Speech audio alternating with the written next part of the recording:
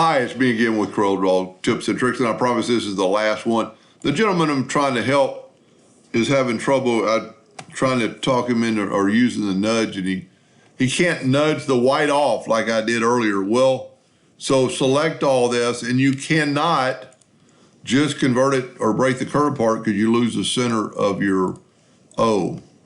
So select it all, go up to Object, and convert the outline to an object.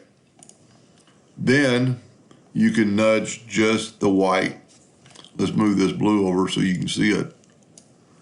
And then you can nudge the orange. So you need to break it apart. Normally, those would just be grouped together. But if we back up, or this is one object now, there's no ungrouping because it's a curve. But again, you cannot just break that apart. So we're going to turn the outline to an object. Doesn't do anything differently, but it just separates when we go and then break the curve apart. Well, we don't even have to do that because it's going to be separate. Now I'm moving this instead of nudging it, which is a no-no. Whenever you're working with stuff, make sure you nudge it out of the way. And let's say I'm nudging like 2 inches, and then we can nudge this down. Doesn't matter how far you nudge as long as it's out of the way.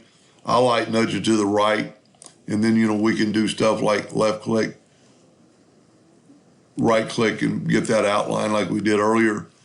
And the same thing, left click, right click, and then you have a bunch of outlines. And then from here you can do whatever you want with it. You could completely change it. We could grab that orange and make it orange. Well, that's actually red. Here's another little, get our eyedropper tool.